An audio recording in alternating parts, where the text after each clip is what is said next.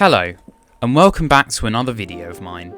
As I'm sure many of you are aware, Brent Cross West Station finally opened on Sunday the 10th of December 2023, and the first day was a magnificent experience, with all sorts of activities going on, live music playing, and an atmosphere that was filled with excitement, with plenty of famous faces from the Transport YouTube community showing up and Sadiq Khan turning up at around 11 AM for a press talk. However, there is more to the station than what meets the eye. I'm sure many people who visited the station on the first day noticed a large-scale development taking place outside the station, it being the upcoming Brent Cross Town development with 280,000 square metres of office space and 6,700 new homes across a variety of tenures, along with retail, sport, leisure facilities and parking. All of this and more will be discussed in this video, so I hope you are all looking forward to that. I should put a disclaimer out there that my content is usually recorded with a voiceover. However, there will be segments in this video where I will be speaking whilst I was recording the video, so parts of the video will be a little more vloggy if you will. Anyway, I really hope you enjoy this video, and if you do, please like, subscribe and share this video, as it really helps me out when you do. Now, on with the video.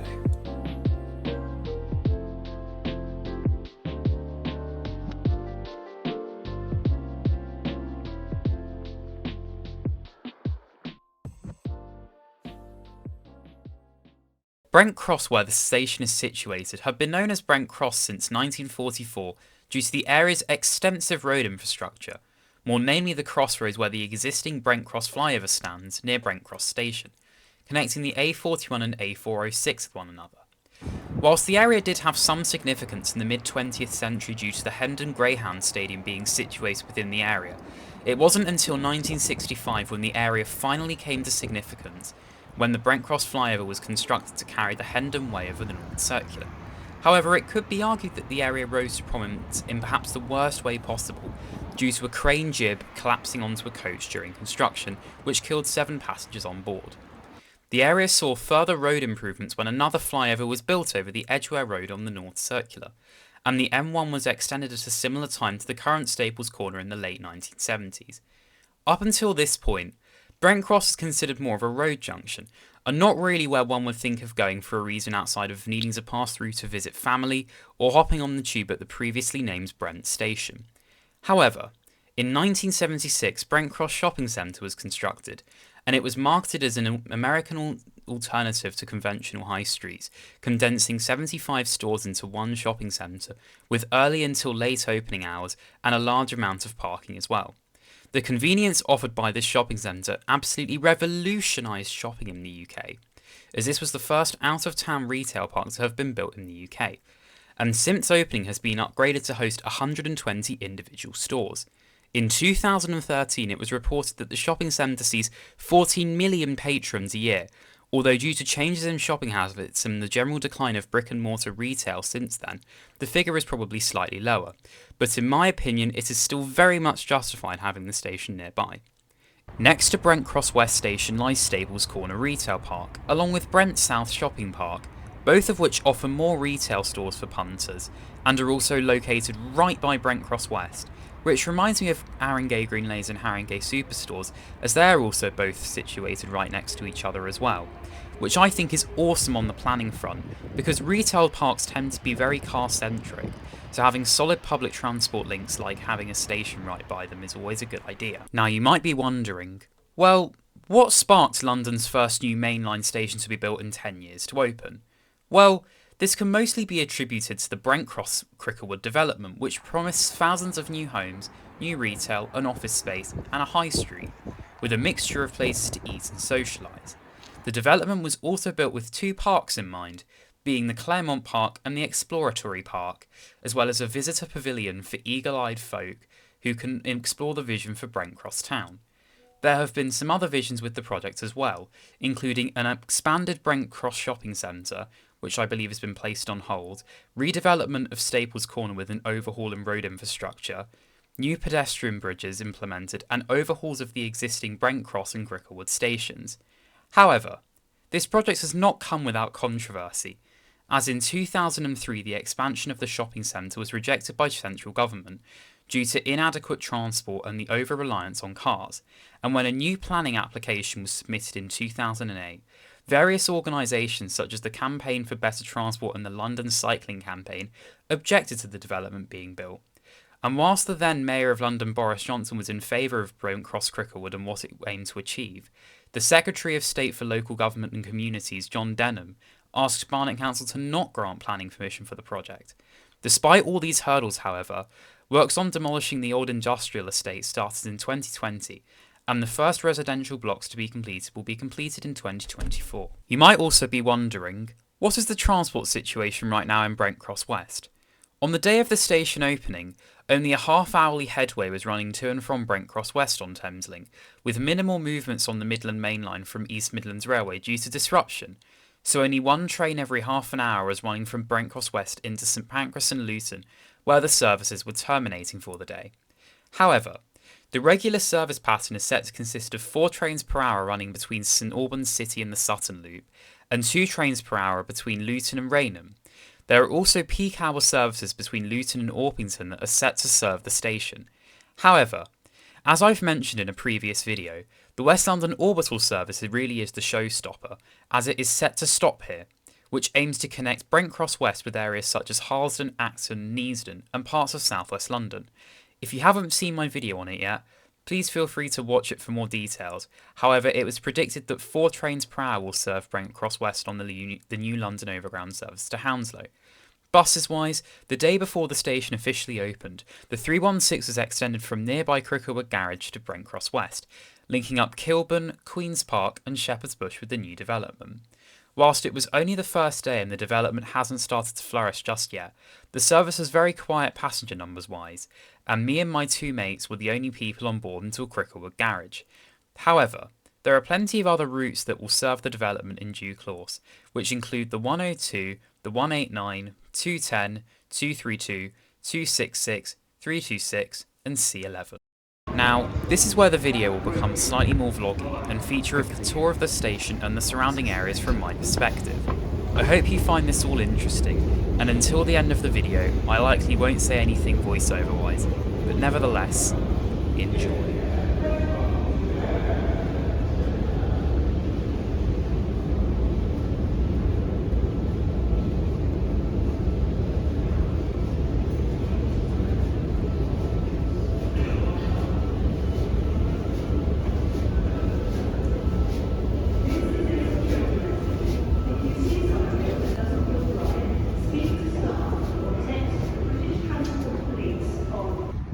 On our left is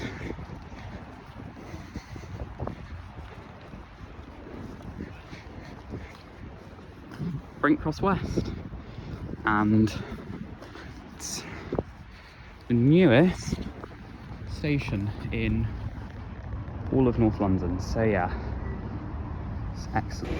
So here is the other entrance of Brent Cross West.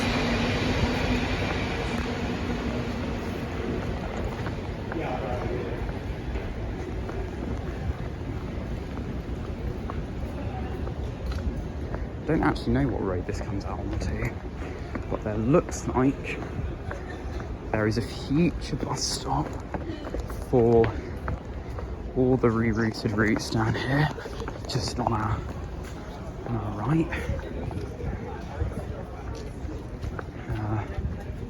Let's have a look. It's Arbor Street.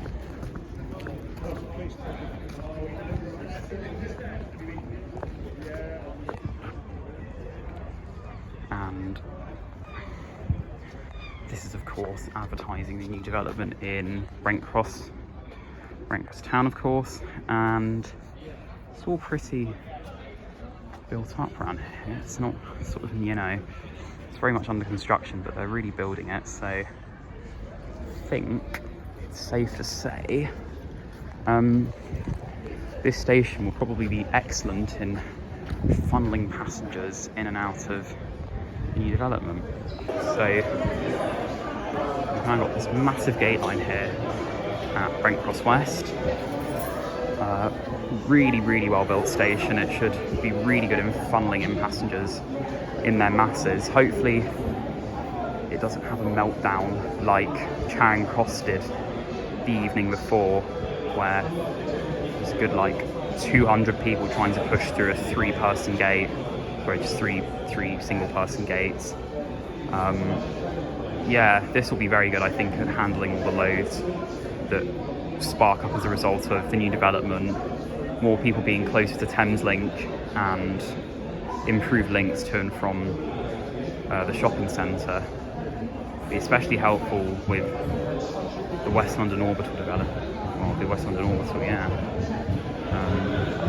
New lift in Brent West. Just going down to the street.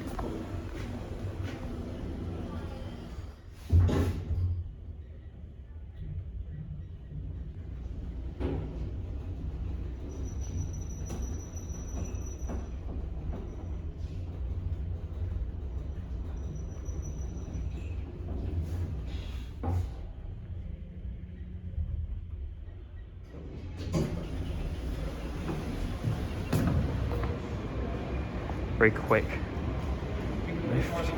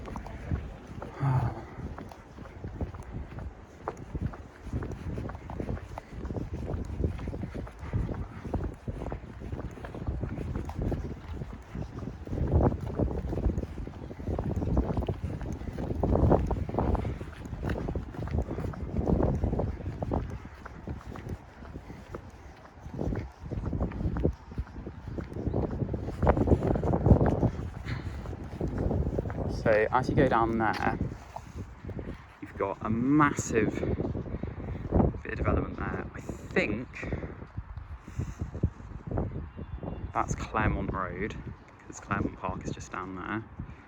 And if you go around here, also lots of development. I think that's heading in the Staples Corner direction. There's not really much to see here other than the Midland Mainline, to be honest. I think there's a depot here or something. Looks like there's an entry for personnel. Oh, no, it's construction site, never mind. Anyway, that's the end of the video. I hope you enjoyed that tour of Brent Cross West as much as I did, and if you enjoyed this video, please like, subscribe and share this video. It will massively help me out if you do, and anyway, thank you for watching this video. See you in the next one. Take care.